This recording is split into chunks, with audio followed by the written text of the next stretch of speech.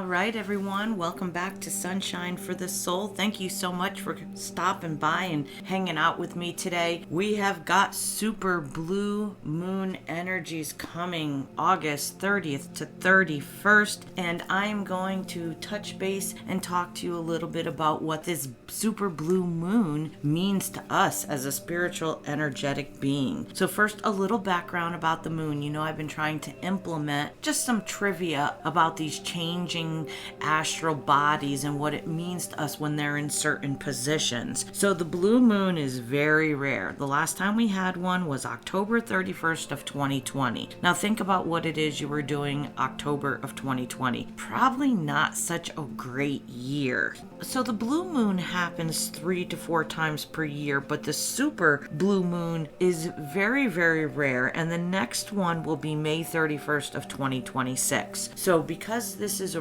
rare energy, a rare phenomenon in the astrological field, this is big energies for us to utilize, and they peak 24 to 48 hours, when the moon is its biggest and closest to us. So it's considered super because of the positioning it is with the Earth. And NASA says that the moon travels around our planet in an elliptical orbit, or an elongated circle, not a perfect circle, with the Earth closer to one side of the eclipse. Each month the moon passes through the point closest to the Earth, which is called the perigee, and the point farthest from the Earth, which is the apogee. When the moon is at or near its closest point to Earth at the same time it's full, it's called a super moon, because during this event the full moon is a little bit closer to us than usual, and it appears especially large and bright in the sky. So closer means more energy. The moon pulls and controls the gravitational force of all the ocean water on our planet. It pulls it back and then lets it go, and that's how we get the tides. So you can imagine, if that gets a little closer to us, how the energies will affect us. It is in the sign of Pisces, which is a waterable sign. This is a mutable sign, meaning it can shift from one state to another. So this energy is about moving, shifting, changing. Think of it as haze, like the haze up here in the Blue Ridge Mountains. Some mornings I wake up and I can't even see the house across the street. Like no lights, no structure, nothing, because of being so high up in the mountain. The haze sits early in the morning. This haze is mysterious and ominous, but also very beautiful and magical. But even if we can't see clearly for a period of time, the haze will dissipate and the new blue moon brings a breakthrough of some kind. So that's what this is all about. The moon is the divine feminine energy, and it is the energy of the gravitational pull. It reveals things hidden below the surface. It shines light on things and brings clarity. So big opportunities here to manifest from the moment the blue moon rises and for 24 hours after. The manifestation energies between you and the energetic field, the esoteric, are magnified during this time. The moon reveals and brings clarity, although it does require us to do our part. And if you are more interested in knowing exactly how to manifest during a blue moon, like detailed about manifestation, I'm posting another video in regards to that. Go over there and check that out. I've got it popping up, I believe, at the end of this video. I'm not going to get into all the details about manifesting because I'd be here too long, but I want you to know that we're learning that during these big energies, they are meant for us to utilize them. And I just saw 444, and what we're seeing and what we're learning is that because we're a spiritual energetic being, right, we have these opportunities, and the universe has all these things run in cycle with these energies moving around. Specifically, so there are times where we have greater abilities to manifest. So again, if you're interested in that, if you're interested in what I'm going to do for the full moon ritual, or what I've already been working on, then check out that video. All right. So the point is about manifesting. The point is about the blue moon and all the energies that are around us, right? It brings clarity. The blue moon reminds us that the yellow brick road laid out in front of us is waiting for us to step onto it. As a spiritual energetic being, we choose the reality we want to create. We choose the path we want to go down. We choose the experience that we want to have. It's waiting for a breakthrough where we can see the truth. The moon reveals things. So the blue moon is a breakthrough. It's a breakthrough of truth. Either something we're doing different, we're stepping onto a path of the unknown, we're overcoming our fears to go into a new direction, and these energies are supporting you with synchronicities and love, and all you really need to do is send up a bat signal. Now, I love this analogy. Donna Stellhorn, YouTuber, she's an astrologer, described this. She said it's an opportunity for you to, turn on the light. In Batman, they have the signal. So when they're in trouble, they shine the bat signal, the wings, into the sky, into the night sky. So she's saying that this is an opportunity to speak your truth. This is an opportunity to use your voice, to consider and proclaim what it is you'd like to voice. What would you like to be heard about? Because the universe, you have the universe's ear during this blue moon. The universe has aligned these energies as a period of time where we can display that bat signal in the sky. We can call in our spirit guides and our team of angels and ask for help and say, I need help right now with this. I just saw 717. So we set our intention. Here's your chance. What do you need to say? What truth would you like to be heard now that the universe is listening? What breakthrough can you have in your life with the light of the super blue moon guiding your path, showing you which path to take? So this reading today, I'm going to draw some cards for each zodiac sign. So guys, if this is wet your whistle and you want more details, check out my video about manifesting during the blue moon. I just gave you a little recap here, and I'm gonna pull a couple cards for each zodiac sign and see what exactly these energies are revealing for you and how you could take advantage of. See you over there.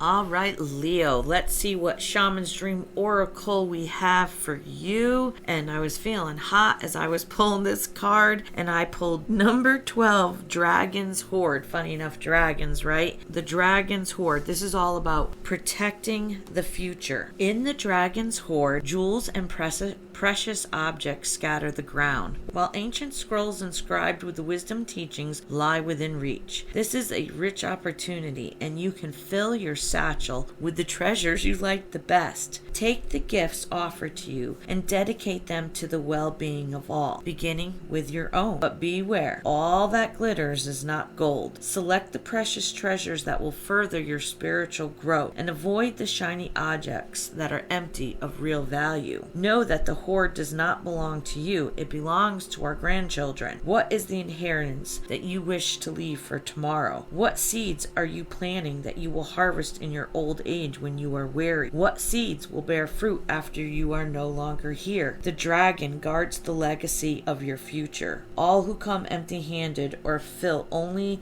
their pockets with gold lie in a dusty heap of bones. You have been allowed entrance by virtue of your kindness or your spiritual practice into this dragon's hoard. Consider as well that your present, this very moment, is the future to the dragon. You may be the one we have been waiting for, so do not hesitate to take what bequest has been reserved for you since the beginning of time. This is the time to be bold. Do not delay and do not overthink. Remember to bring an offering for the dragon, lest it believe you are its lunch. A simple prayer will do. All right, so the universe is offering Leo you this abundance. It wants you to take your gifts and dedicate them to the well-being of all. That's sharing your abundance. When we're in service to others, not in service to self, we share, we spread our light, we have a ripple effect in the energetic frequency of raising it higher. And also when we ask to manifest something and we're actively manifesting one of our desires, if that desire actually will benefit others. Spirit guides and the archangels, they like to get in line and push this manifestation faster because it's for the benefit of many, not just for one. So select your treasures that will further your spiritual growth. Avoid focusing on and trying to obtain things that really have no relevance. Look at the things that are going to allow us to spiritually grow and ask yourself, what legacy am I leaving behind? Like, what are my intentions with what I'm trying to manifest? And the dragons, they guard our legacy of the future. So the blue moon, Leo, is kind of like having us take this abundance and be very careful with what it is we do with it, what it is we create, what it is we manifest, and what it is that we're leaving behind. So let's ask the universe, what's ending? What is this breakthrough for Leo? And we've got an interesting set of cards that plopped out here. The Seven of Wands is, we're ending, no more fighting. The Three of Wands in the reverse is no longer playing it safe to avoid a Three of Swords, a broken heart, or pain, or loss. The Five of Wands is no more conflict or fighting in the streets. And this is a Ten of Cups, the King of Swords, and the World in reverse. This is saying, as you have picked yourself up and you've created your own sense of closure in order to heal and to move on to new opportunities, to get to this point where the universe is offering you abundance and saying, you've been through a hard time, you fought, you broke your heart. It doesn't want you to play safe anymore. It wants you to,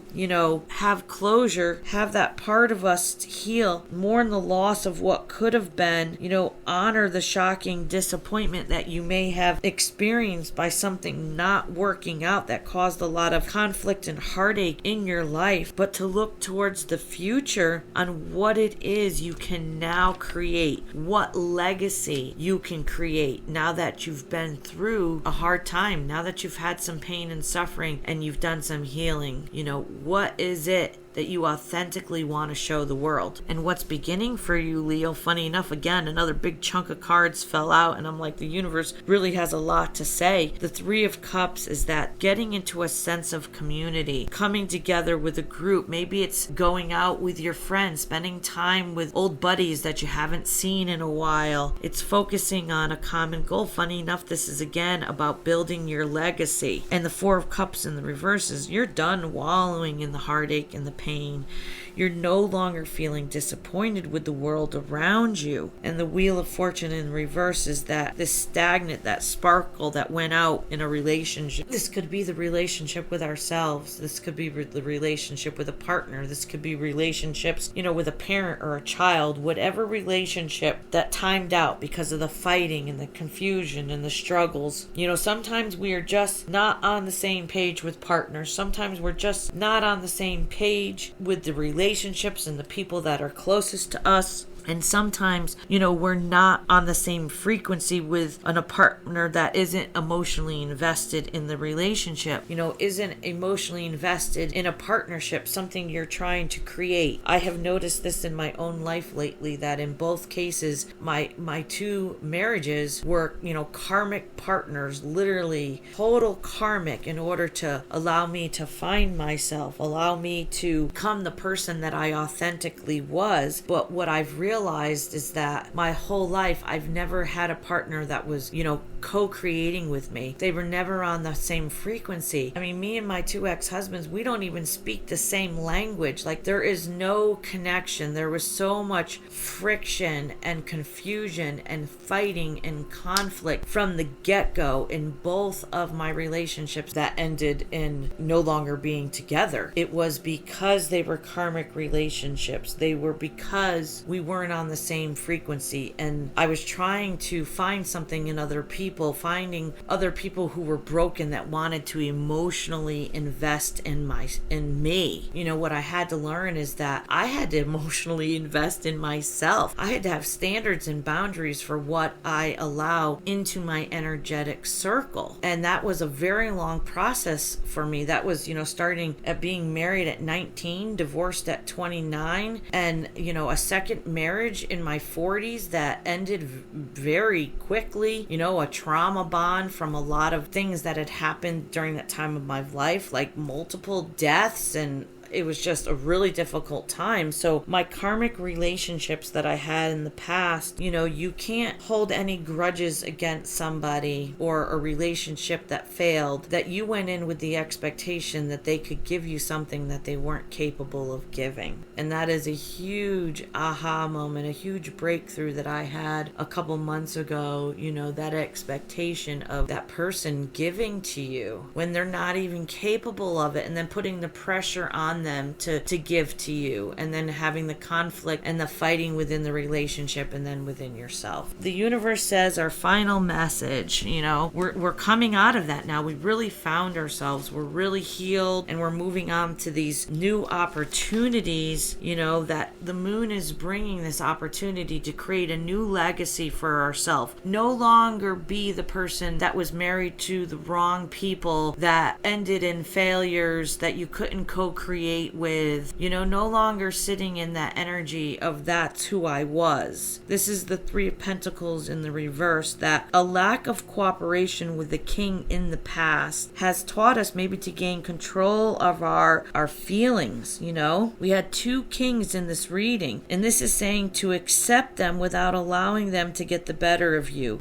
Even when the King of Cups, this is about emotions. So even when our thoughts, even when life throws us a curveball, we're learning to draw on our emotional maturity and stability now to navigate these challenges. If I was emotionally mature at 19, I would not have been looking to find validation or self-worth by being in a marriage. Like being in a marriage that was completely wrong for me. Both my marriages were completely wrong for me. They didn't match me in any way. They both resembled each other in so many details I could make your head spin. And those connections, those karmic connections, taught me how to be emotionally mature. They were karmic in nature so that I could learn the lessons, so that I could find myself, so that I could heal, so that I could learn to have stability within myself and navigate the challenges that come up in life, navigate the new partnerships, navigate the people and places and things and opportunities that align with my frequency, so that now I can build a legacy. Now I'm not attached to those old frequencies. Now I have this opportunity to create a whole new me. My spiritual awakening started in January of 2020. I left a nursing career and a marriage, and then I had 2 knee injuries back to back, and then I had a severe illness that I was down and out for a year. But I can see now that the universe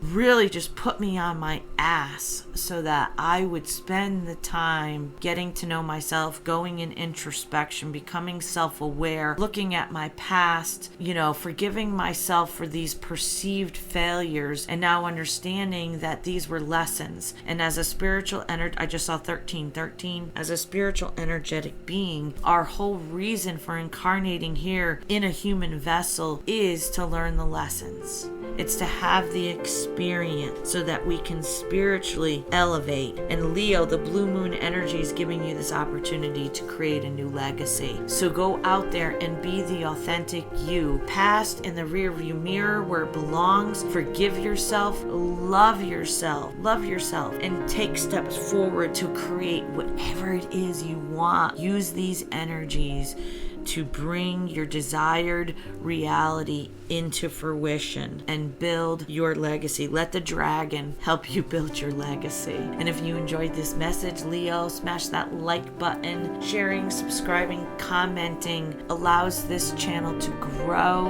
and I so appreciate you doing that. I will see you at your next reading. Peace.